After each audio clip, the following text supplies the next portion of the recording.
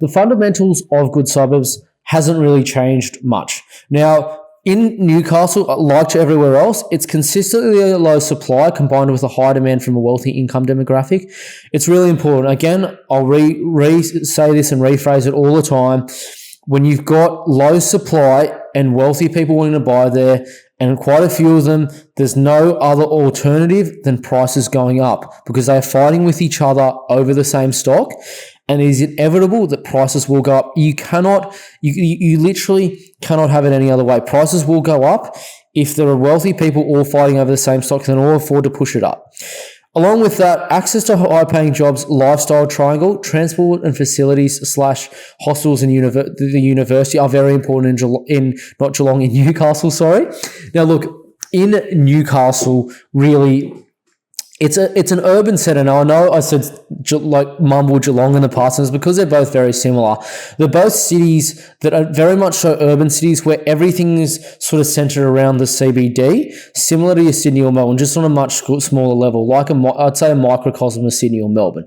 Now, these cities themselves, to give you an idea, they are basically by the waterfront or bayfront, should I say, and most of what goes on is somewhat near the city, or it's in suburbs that are somewhat within a good vicinity of the city. So when it comes to lifestyle triangle, the distance it takes to go from work to school and back home and lifestyle precincts, generally you want that to be a short time period. So those are all certain suburbs in Newcastle. Now, transport and facilities, particularly hospital and university as well, along with that, they are also generally within these suburbs or generally within close proximity to these suburbs. So, I mean, for people that don't understand this, they're going to buy in the wrong area.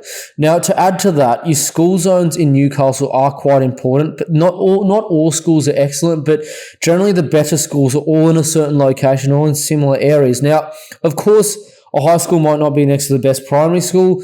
The best private school, Newcastle Grammar School, might not be next to the best, should I say, maybe Catholic primary school or something like that. It might not be next to the best even Christian school or something like that, but they're all generally within about a 15-minute drive of each other. So they're all generally close as well. Now, Newcastle is very much so similar to inner parts of Sydney and Melbourne, very much so a walkable area. So it's an area where you get basically places like, should I say, you're in a new town like your Fitzroy in Melbourne, where walkability does really matter. Now, it's not the same for all suburbs. There are some that are more beachy suburbs that walkability isn't as much of a factor, but particularly in your more, should I say, villagey suburbs, walkability is really important. So having decent walkability to certain things is going to be really important. So those are all good fundamentals of good suburbs in Newcastle.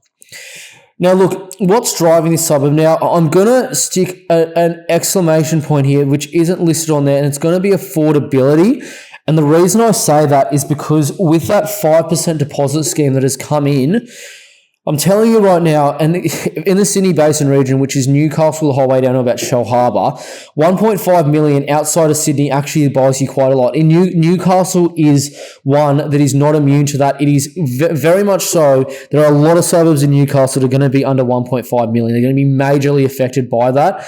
And the market's just going to price it in and be transparent. It's going to completely price it in, and it's going to push this market into a different level of the cycle. And it's not only that, but even the under 1.5 million, it's going to bring a lot of developers even into your more wealthy suburbs that will do townhouses and apartments, then therefore can sell it for under 1.5 million, and they'll just jack their prices up 10%.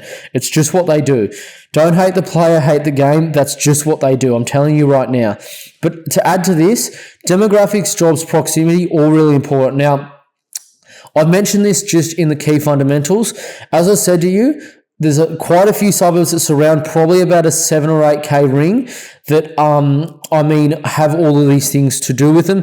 There are some that are a little bit further out that are also good, but it depends on where it is. Now, the majority of the ones that I want to buy just for long-term buy and hold or not for other development or cash flow purposes, when I say cash flow, it's still got to be in one of the other good suburbs I'm saying, mind you, but most of them are all within a very tight radius, probably about 7 or 8K from the CBD. Most are within around 5. Tight supply levels. Now, I cannot tell you how little stock is on the market for some of these suburbs. So Good example, somewhere like Mayfield, at the right pocket there. You used to have 15 to 20 properties on the market there. There's like 3 on the market there right now. So that's a good example of the suburb. Merriweather's another one. There's nothing on the market in the right area. And what is selling is just selling for ridiculous overs at the moment, and it's just going to continue. Lifestyle, city and beach. If you're in good proximity to the sea or beach in Newcastle, it is a beachside city. That does play a large part to what you can buy, and it's very important. Correct dwelling for the right location. Now, not everyone is going to know what to buy here.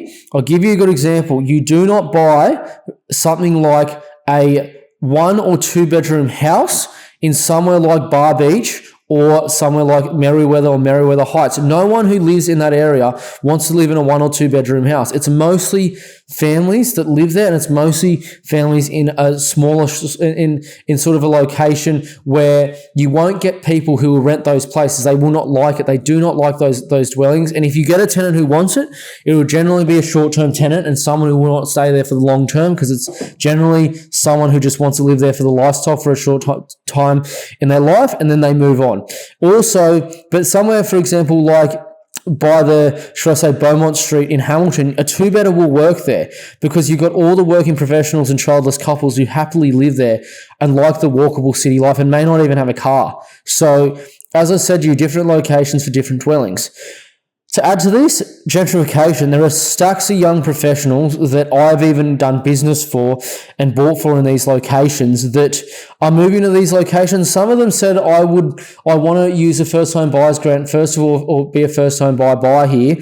And now they're saying, well, look, I actually love the location. I don't even want to move. And it's just put more tight supply in some of these markets. So some of these areas, we're earning under $1,000 a week combined income in 2006. And now we're earning above $2,000 a week combined income, to give you an idea. So that's comparable to some of Sydney's outer inner west that are $2.4 million.